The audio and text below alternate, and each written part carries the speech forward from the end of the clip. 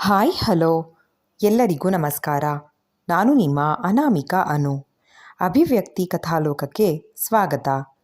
ಅನುಬಂಧ ಕಥೆಯ 23ನೇ ಅಧ್ಯಾಯವನ್ನು ಶುರು ಮಾಡೋಣ. ನಾನೇನು ಗತಿಗೆಟ್ಟು ನಿಮ್ಮ ವಸ್ತು ಮುಟ್ಟೋಕ್ಕೆ ಬಂದಿಲ್ಲ ಸರ್. ಇದು ನಂದೇ ಸ್ವಂತ ಹ್ಯಾಂಡ್ ಬ್ಯಾಗ್. ಇದನ್ನು ತಗೊಳ್ಳೋಕೆ ಬಂದೆ ಅಷ್ಟೇ. ಇದರಲ್ಲೂ ಬರೀ ನಂದೇ ವಸ್ತುಗಳು ಇರೋದು, ನಿಮ್ಮದು ಅಂತ ಏನೂ ಇಲ್ಲ. ಬೇಕಾದರೆ ಚೆಕ್ ಮಾಡ್ಕೊಳ್ಳಿ ಎಂದಳು ಸಾನ್ವಿ. ಮಂಚದ ಹತ್ರ ಬಂದು ತನ್ನ ಬ್ಯಾಗ್ನಲ್ಲಿದ್ದ ವಸ್ತುಗಳನ್ನೆಲ್ಲ ಹಾಸಿಗೆ ಮೇಲೆ ಚೆಲ್ಲಿ, ನೋಡ್ಕೊಳ್ಳಿ ಸರ್, ಆಮೇಲೆ ಏನಾದರೂ ನಿಮ್ಮ ರೂಮ್ನಲ್ಲಿ ಮಿಸ್ ಆದರೆ ನನ್ನ ಮೇಲೆ ಹಾಕಬೇಡಿ, ನಾನು ಸುಮ್ಮನೆ ಇರಲ್ಲ ಅಂತ ಸೂರಜ್ಗೆ ಎಚ್ಚರಿಕೆ ಕೊಟ್ಟು ಎಲ್ಲವನ್ನು ಮತ್ತೆ ತನ್ನ ಬ್ಯಾಗಿಗೆ ತುಂಬಿಕೊಂಡವಳು ಓಡು ನಡಿಗೆಯಲ್ಲೇ ಹೆಜ್ಜೆ ಹಾಕ್ತಾ ಗೆಸ್ಟ್ ರೂಮ್ಗೆ ಹಿಂದಿರುಗಿದವಳು ಮಂಚದ ಮೇಲೆ ದಿಂಬಿಗೊರಗಿ ಕೂತು, ನಾನೇನೋ ಈ ಸರ್ ತುಂಬ ಒಳ್ಳೆಯವರು, ನನ್ನ ಬಗ್ಗೆ ತುಂಬ ನಂಬಿಕೆ ಇದೆ ಅಂತೆಲ್ಲ ಅಂದ್ಕೊಂಡಿದ್ದೆ. ನಾನೇ ದೊಡ್ಡ ದಡ್ಡಿ. ಎಲ್ಲ ಗಂಡಸರು ಒಂದೇ. ನನ್ನ ಅಪ್ಪನೂ ನನ್ನ ಹತ್ರ ಹೀಗೆ ಹೇಳ್ತಾರೆ. ಅಣ್ಣನೂ ಅವನ ರೂಮಿಗೆ ಹೋದಾಗ ಹೀಗೆ ಹೇಳೋನು. ಊರಿಗೆ ಹೋದಾಗ ತಾತ ಕೂಡ ಹೀಗೆ, ನನ್ನ ರೂಮಿಗೆ ಬರಬೇಡ ಸಾನ್ವಿ, ನನ್ನ ವಸ್ತು ಹಾಳು ಮಾಡಬೇಡ ಅಂತಿದ್ರು. ಥೂ, ನಾನೇನು ಎಲ್ಲ ಹಾಳು ಮಾಡೋಕ್ಕೆ ಹುಟ್ಟಿರೋದು ಅನ್ನೋ ಹಾಗಾಡ್ತಾರೆ ಎಲ್ಲರೂ ಎಂದು ಬೇಸರಿಸಿಕೊಳ್ಳುತ್ತಾ ಕಿವಿಗೆ ಇಯರ್ಫೋನ್ ಸಿಕ್ಕಿಸಿದ ಹುಡುಗಿ ತಾನು ಎಣಿಸಿದಂತೆ ವನಜಾ ಅವರು ಯಾರ ಜೊತೆಗಾದರೂ ಮಾತನಾಡಿದರೆ ಸಾಕು ಅಂತ ದೇವರಲ್ಲಿ ಬೇಡ್ಕೊಳ್ತಾ ಇರುವಾಗ ಮೊದಲಿಗೆ ತಾನೇ ಆಡಿದ ನಾಟಕದ ಮಾತುಗಳು ಇವಳ ಕಿವಿಗೆ ಬಿದ್ವು. ಈ ಮನೆಯಲ್ಲಿ ಹೆಚ್ಚು ದಿನ ಇರಲ್ಲ ಅಂತ ಅದ್ಯಾವ ಬಾಯಿನಲ್ಲಿ ಹೇಳಿದ್ನೋ. ಅಜ್ಜಿ ಹೇಳಿದ ಹಾಗೆ ಆಯಿತು. ಅಸ್ತು ದೇವತೆಗಳು ಇರ್ತಾರೆ, ಅದಕ್ಕೆ ನಾವು ಮಾತನಾಡುವಾಗ ಹುಷಾರಾಗಿ ಮಾತಾಡಬೇಕು ಅಂದಿದ್ರು. ಥೂ, ನನ್ನ ಟೈಮೇ ಸರಿ ಇಲ್ಲ. ಮತ್ತೆ ತನ್ನನ್ನು ತಾನೇ ಹಲುಬಿಕೊಳ್ಳುತ್ತಾ ಇದ್ದವಳಿಗೆ ಈಗ ಅಸಲಿ ಮಾತುಗಳು ಕೇಳಿಸಿದ್ವು. ವನಜಾ ಸುಮಾರು 3 ನಿಮಿಷ ಮಾತನಾಡಿದರೆ ಆ ಮಾತು ಕೇಳಿ ತನಗೆ ಮಾಹಿತಿ ಸಿಕ್ಕ ಖುಷಿಗಿಂತ ಬೇಸರವೇ ಹೆಚ್ಚಾಗಿತ್ತು ಸಾನ್ವಿಗೆ. ತಾನು ಕೇಳಿದ್ದು ಸುಳ್ಳೋ ನಿಜಾನೋ ಅನ್ನೋದನ್ನು ಖಾತ್ರಿಪಡಿಸ್ಕೊಳ್ಳೋದಕ್ಕೆ ಅಂತ ಮತ್ತೆ ರೆಕಾರ್ಡೆಡ್ ಮಾತುಗಳನ್ನು ಕೇಳೋದಕ್ಕೆ ಶುರು ಮಾಡಿದ್ಲು. ಹಲೋ, ಗುಡ್ ನ್ಯೂಸ್ ವಸುಧಾಮ್ಮ, ಸೂರಜ್ ಮತ್ತು ಸಾನ್ವಿ ಜಗಳ ಮಾಡ್ಕೊಂಡಿದ್ದಾರೆ. ಹೌದು ಅಮ್ಮ, ಸಾನ್ವಿ ನನ್ನ ಹತ್ರ ಬಂದು ಬೇಸರ ಮಾಡ್ಕೊಂಡು ಹತ್ಲು. ಇನ್ನೊಂದು ಸ್ವಲ್ಪ ದಿನ ಅಷ್ಟೇ, ಅವ್ರ ಮಧ್ಯೆ ಇರೋ ಜಗಳ ಜಾಸ್ತಿ ಮಾಡಿ ಅವರನ್ನು ದೂರ ಮಾಡ್ತೀನಿ. ಜಾನಕಿ ಅಮ್ಮನ, ಅವರು ದೊಡ್ಡ ಯಜಮಾನ್ರ ಕೈನಲ್ಲಿ ದಿನ ಪೆಟ್ಟು ತಿನ್ನೋದೇ ಆಯಿತು. ಸಾನ್ವಿನ ಚೆನ್ನಾಗಿ ಗೋಳು ಹುಯ್ಕೊಂಡು ಅವಳೇ ಮನೆ ಬಿಟ್ಟು ಹೋಗಾಗೆ ಏನಾದರೂ ಮಾಡು ಅಂತ ಗಂಡ ಹೇಳಿದ್ರೆ ಆ ಅಮ್ಮ ಅದಕ್ಕೆ ವಿರುದ್ಧವಾಗಿ ಮಗಳೇ ಮಗಳೇ ಅಂತ ಆ ಹುಡುಗಿನ ಮುದ್ದು ಮಾಡ್ತಾರೆ. ಯಜಮಾನ್ರಿಗೂ ಕೋಪ ಬರಲ್ವಾ? ಅದು ಬಿಡಿ ಅಮ್ಮ, ನಿಮ್ಮ ಮಗ ಹೇಗಿದ್ದಾರೆ? ಅಯ್ಯೋ ಹ್ಞೂ ಅಮ್ಮ, ಈ ಸಾನ್ವಿ ಅದೇನು ಅದೃಷ್ಟ ಮಾಡಿದ್ದಾಳೆ ಅಂತೀರಾ. ಅವತ್ತು ನಿಮ್ಮ ಮಗನ ಜೊತೆ ಸೇರಿ ಅವ್ರ ಜ್ಯೂಸ್ನಲ್ಲಿ ನಾನೇ ಗಿಡದ ಔಷಧಿ ಹಾಕಿದ್ದೆ. ಆದರೂ ಅದೇನೋ ಗಟ್ಟಿ ಜೀವ ಅಂತೀರಾ. ಪಾರ್ಟಿ ಮುಗಿಯೋವರೆಗೂ ಏನೂ ತೊಂದರೆನೇ ಆಗಲಿಲ್ಲ. ಆಮೇಲೆ ಸೂರಜಪ್ಪನೂ ಅದೆಷ್ಟು ಪ್ರೀತಿಯಿಂದ ನೋಡ್ಕೊಂಡ್ರು ಅಂತೀರಾ. ಏನೋ ದೊಡ್ಡ ಫಿಲಮ್ನಲ್ಲಿ ಹೀರೋ ಹೀರೋಯಿನ್ ಇದ್ದಂಗೆ ಆಡ್ತಿದ್ರು ಇವರಿಬ್ಬರು. ಈಗ ಇವರಿಬ್ಬರ ಮಧ್ಯೆ ಜಗಳ ಆಗಿರೋದು ನನಗೂ ಖುಷಿನೇ. ಹ್ಞೂ ಅಮ್ಮ, ಇನ್ನೇನು ಹೊಸ ವಿಷಯ ಇದ್ದರೂ ಫೋನ್ ಮಾಡ್ತೀನಿ. ವನಜಾ ಹಾಡಿದ ಮಾತುಗಳನ್ನು ಕೇಳಿದವಳಿಗೆ ಮಾವನ ಮೇಲೆ ಬೇಸರ ಮೂಡಿದ್ದಲ್ಲದೆ ಅತ್ತೆ ತನಗಾಗಿ ಇಷ್ಟೆಲ್ಲ ನೋವುಂಡಿದ್ದಾರೆ ಎನ್ನುವುದು ತಿಳಿದು ತನಗರಿವಿಲ್ಲದೆಯೇ ಕಣ್ಣೀರು ಜಾರಿ ಅವಳ ಕೆನ್ನೆ ತೊಯ್ದರೆ ಅದನ್ನು ಒರೆಸಿಕೊಳ್ಳುವ ಗೋಜಿಗೂ ಹೋಗದ ಸಾನ್ವಿ ತನ್ನ ದಿಂಬನ್ನು ತಬ್ಬಿ ಇನ್ನೂ ಅಳುತ್ತಲೇ, ಇಲ್ಲ, ನಾನಿನ್ನೀ ಮನೇಲಿರಲ್ಲ. ಹೇಗಿದ್ರು ಸರ್ಗೂ ನಾನು ಇಷ್ಟ ಇಲ್ಲ. ಮತ್ತ್ಯಾಕಿಲ್ಲಿದ್ದು ಅತ್ತೆ ಕಷ್ಟ ಕೊಡಲಿ. ನಾಳೆ ಬೆಳಗ್ಗೆನೇ ಹೊರಟುಬಿಡ್ತೀನಿ. ಸಾನ್ವಿ ಗಟ್ಟಿ ನಿರ್ಧಾರ ಮಾಡಿದ್ರೂ ಮನಸ್ಸಿನಲ್ಲಿ ಆಗ್ತಾ ಇದ್ದ ಸಂಕಟ ತಾಳಲಾರದೆ ಕಣ್ಣೀರು ಹಾಕ್ತಾನೆ ನಿದ್ರೆಗೆ ಜಾರಿದ್ಲು. ಇತ್ತ ರೂಮ್ನಲ್ಲಿ ಮಲಗಿದ್ದ ಸೂರಜ್ ಸಾನ್ವಿ ಅವಳ ಬ್ಯಾಗ್ಗಳನ್ನು ವಸ್ತುಗಳನ್ನು ತನಗೆ ತೋರಿಸಿ ಹೋದ ರೀತಿಗೆ ಬೇಸರ ಮಾಡಿಕೊಂಡು, ನಾನೇನು ಹೇಳಬಾರ್ದು ಹೇಳಿದೆ ಅಂತ ಇವಳು ಹೀಗಾಡ್ತಾ ಇದ್ದಾಳೆ. ಅವಳೇ ತಾನೇ ನಿಮ್ಮ ಹೆಂಡತಿ ಅಲ್ಲ ಅಂತ ದೊಡ್ಡ ದೊಡ್ಡ ಮಾತಾಡಿದ್ದು. ಛೇ, ಯಾಕೆ ಹೀಗಾಗ್ತಿದೆ? ನಾನು ಅವಳನ್ನು ಚೆನ್ನಾಗಿ ನೋಡ್ಕೋಬೇಕು ಅಂತ ಅಂದ್ಕೊಂಡಾಗಲೇ ಏನೋ ಒಂದು ಎಡವಟ್ಟಾಗ್ತಿದೆ.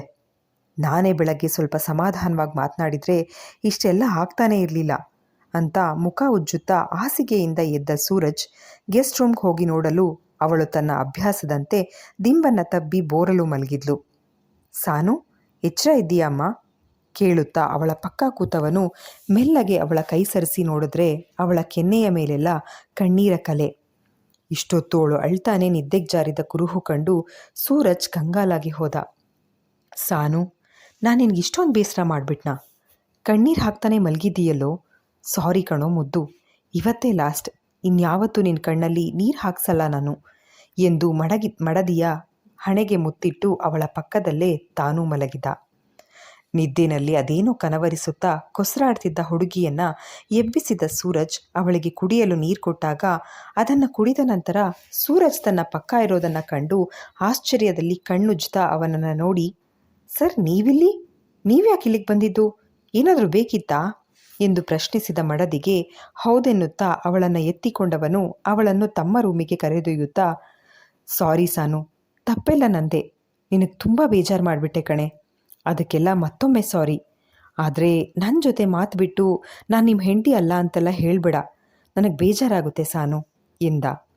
ಅವಳನ್ನು ಹಾಸಿಗೆ ಮೇಲೆ ನಾಜೂಕಾಗಿ ಮಲಗಿಸಿದವನು ಅವಳ ಹಣೆಗೆ ಮುತ್ತಿಟ್ಟು, ಗುಡ್ ನೈಟ್ ನನ್ನ ಮುದ್ದು, ಬೆಳಗ್ಗೆ ಏಳೋ ಅಷ್ಟರಲ್ಲಿ ಕೋಪ ಕಡಿಮೆ ಮಾಡ್ಕೊ ಪ್ಲೀಸ್ ಕಣೆ, ನನ್ನ ರಿಕ್ವೆಸ್ಟ್ ಇದು ಎಂದು ಹೇಳಿ ಅವಳಿಗೆ ಬೆನ್ನು ಹಾಕಿ ಮಲಗಿದ.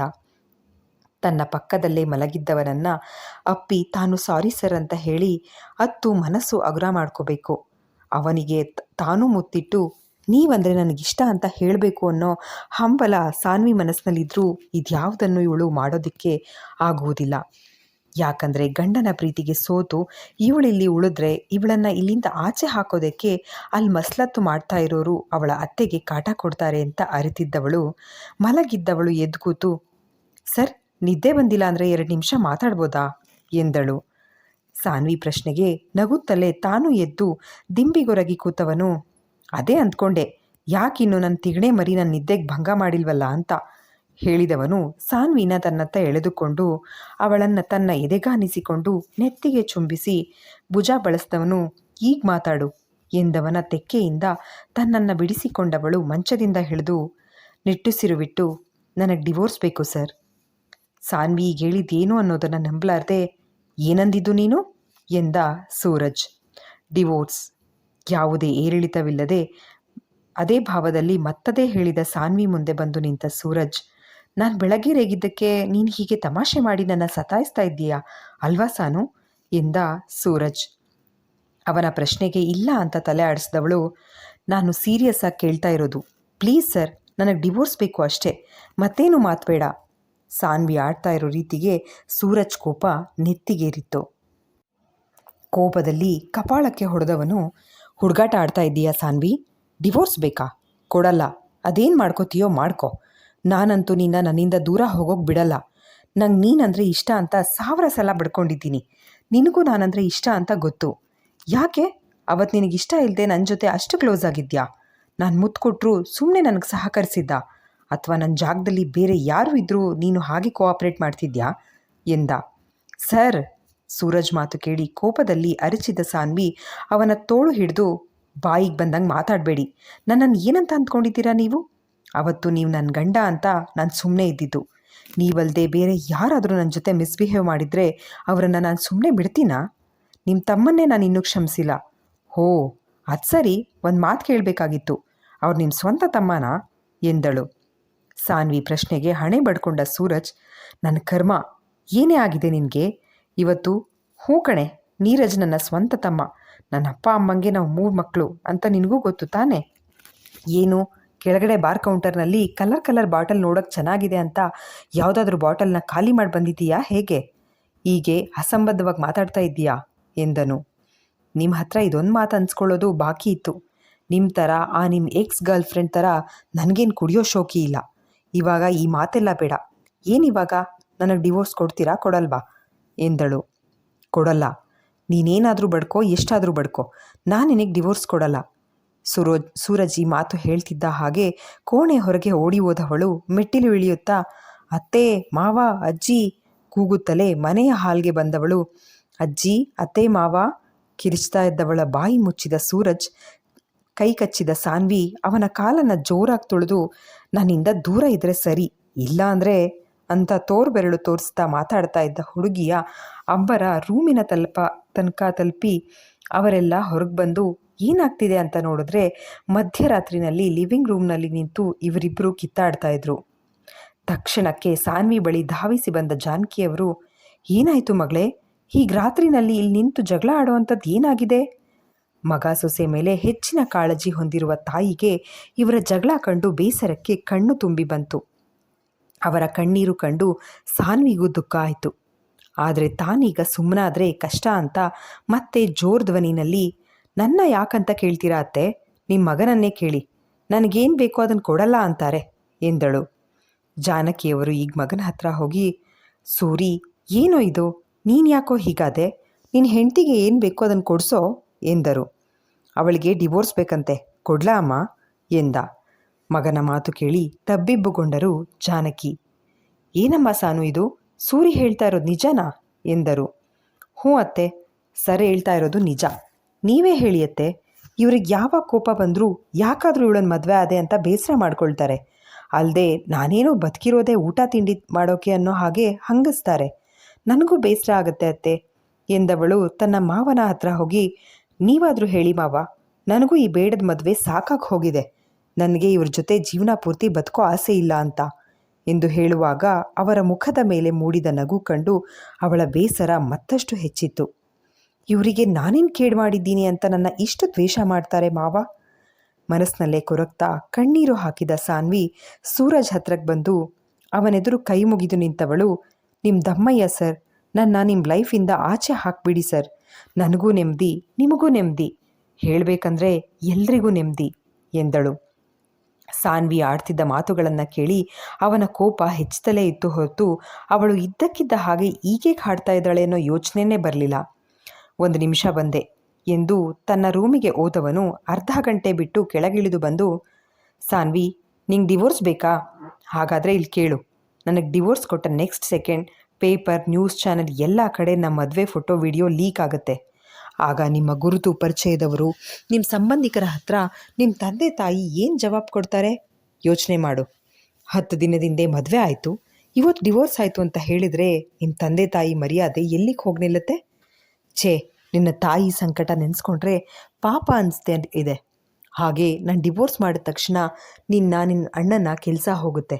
ಹಾಗೆ ಎಲ್ಲೂ ನಿಮ್ಮಿಬ್ರಿಗೂ ಕೆಲಸ ಸಿಗದೇ ಇರೋ ಹಾಗೆ ನೋಡ್ಕೊಳ್ಳೋ ಜವಾಬ್ದಾರಿ ನನ್ನದು. ಅಷ್ಟೇ ಅಲ್ಲ, ನಿಮ್ಮ ಅಪ್ಪ ಅಮ್ಮ ಇದ್ದಾರಲ್ಲ, ಆ ವಠಾರದ ಮನೇನ ನಾನು ಇಷ್ಟರಲ್ಲೇ ಪರ್ಚೇಸ್ ಮಾಡ್ತಾ ಇದ್ದೀನಿ. ನೀನು ನನ್ನ ಬಿಟ್ಟು ಹೋದ ಮರುಕ್ಷಣ ಆ ಮನೇನ ನೀವು ಖಾಲಿ ಮಾಡಬೇಕಾಗತ್ತೆ. ಶ್ರೀರಂಗಪಟ್ಟಣದಲ್ಲಿ ನಿಮ್ಮ ಅಜ್ಜಿ ತಾತನ ಮನೆ ಇದೆ ಅಲ್ವಾ? ಏನೋ ಕಷ್ಟಕ್ಕೆ ಆ ಮನೇನ ಅಡ ಇಟ್ಟಿದ್ದಾರೆ. ಅದು ಬ್ಯಾಂಕ್ನಲ್ಲಿ ಅಲ್ಲ, ಮೈಸೂರಿನಲ್ಲಿ ಯಾವುದೋ ಸೇಟು ಹತ್ರ. ನಾನು 1ಕ್ಕೆ 2ರಷ್ಟು ಹಣ ಕೊಟ್ಟು ಆ ಕಾಗದ ಪತ್ರಗಳನ್ನು ನನ್ನ ಹತ್ರ ಇಸ್ಕೋತೀನಿ. ಯಾವಾಗ ಬೇಕಾದರೂ ಈ ಮನೇನ ನನ್ನ ಹೆಸರಿಗೆ ಮಾಡ್ಕೋಬಹುದು. ನೀನು ನನಗೆ ಡಿವೋರ್ಸ್ ಕೊಟ್ಟ ತಕ್ಷಣ ನಿನ್ನ ಅಜ್ಜಿ ತಾತನೂ ಆ ಮನೆ ಖಾಲಿ ಮಾಡಬೇಕು. ಸೊ ಮಿಸಸ್ ಸಾನ್ವಿ, ನೀನೊಬ್ಬಳು ಈ ಮನೆ ಬಿಟ್ಟು ಹೋದರೆ ಅಲ್ಲಿ ನಿನ್ನ ಅಪ್ಪ ಅಮ್ಮ ಮತ್ತು ಊರಲ್ಲಿ ನಿಮ್ಮ ಅಜ್ಜಿ ತಾತ ಕೂಡ ಮನೆ ಖಾಲಿ ಮಾಡಬೇಕು. ಈಗ ಚಾಯ್ಸ್ ನಿನ್ನ ಕೈನಲ್ಲಿದೆ. ಈ ಹೊಸ್ತು ದಾಟ್ ಹೋಗಿ ನಿನ್ನ ತವರನವ್ರಿಗೆ ಕಷ್ಟ ಕೊಡ್ತೀಯಾ, ಇಲ್ಲ ಈಗ ನನ್ನ ಜೊತೆ ನನ್ನ ಬೆಡ್ರೂಮಿಗೆ ಬಂದು ಅವ್ರಿಗೆಲ್ಲ ನೆಮ್ಮದಿ ಜೀವನ ಕೊಡ್ತೀಯಾ ಎಂದು ಕೇಳಿದ್ದ.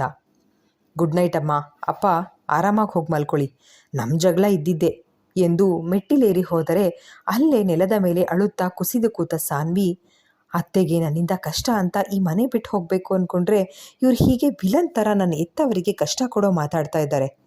ಸೂರಜ್ ಸರ್ ತುಂಬ ಒಳ್ಳೆಯವರು ಅಂದ್ಕೊಂಡಿದ್ದೆ. ಇಲ್ಲ, ಅವರು ತುಂಬ ತುಂಬ ಕೆಟ್ಟವರು. ನನ್ನ ಅಪ್ಪ ಅಮ್ಮನ ಮನೆಯಿಂದ ಆಚೆ ಹಾಕೋಕೆ ನೋಡ್ತಾರೆ. I hate you sir, I really hate you. ಅಳುತ್ತಿದ್ದವಳನ್ನು ಸಮಾಧಾನ ಮಾಡಲು ಬಂದ ಜಾನಕಿಯವರಿಗೆ, ಬೇಡ ಅತ್ತೆ, ನೀವ್ಯಾರೂ ನನ್ನ ಸಮಾಧಾನ ಮಾಡೋಕ್ಕೆ ಬರಬೇಡಿ, ಅದ್ರ ಬದಲು ನಿಮ್ಮ ಮಗನಿಗೆ ಬುದ್ಧಿ ಹೇಳಿ ಎಂದು ಅಳುತ್ತಾ ಮೆಟ್ಟಿಲೇರಿ ರೂಮ್ಗೆ ಹೋದವಳು ಅಳುತ್ತಲೇ ಮುಸುಕು ಹಾಕಿ ಸೋಫಾ ಮೇಲೆ ಮಲಗಿದ್ಲು. ಇಲ್ಲಿಗೆ ಈ ಸಂಚಿಕೆ ಮುಕ್ತಾಯವಾಯಿತು. ಸಂಚಿಕೆ ನಿಮ್ಮೆಲ್ಲರಿಗೂ ಇಷ್ಟವಾಗಿದೆ ಅಂತ ಭಾವಿಸ್ತೇನೆ. ದಯವಿಟ್ಟು ನಿಮ್ಮ ಅನಿಸಿಕೆ ಅಭಿಪ್ರಾಯಗಳನ್ನು ಕಮೆಂಟ್ ಸೆಕ್ಷನ್ನಲ್ಲಿ ಹಂಚ್ಕೊಳ್ಳೋದನ್ನು ಮರಿಬೇಡಿ. ಧನ್ಯವಾದಗಳು.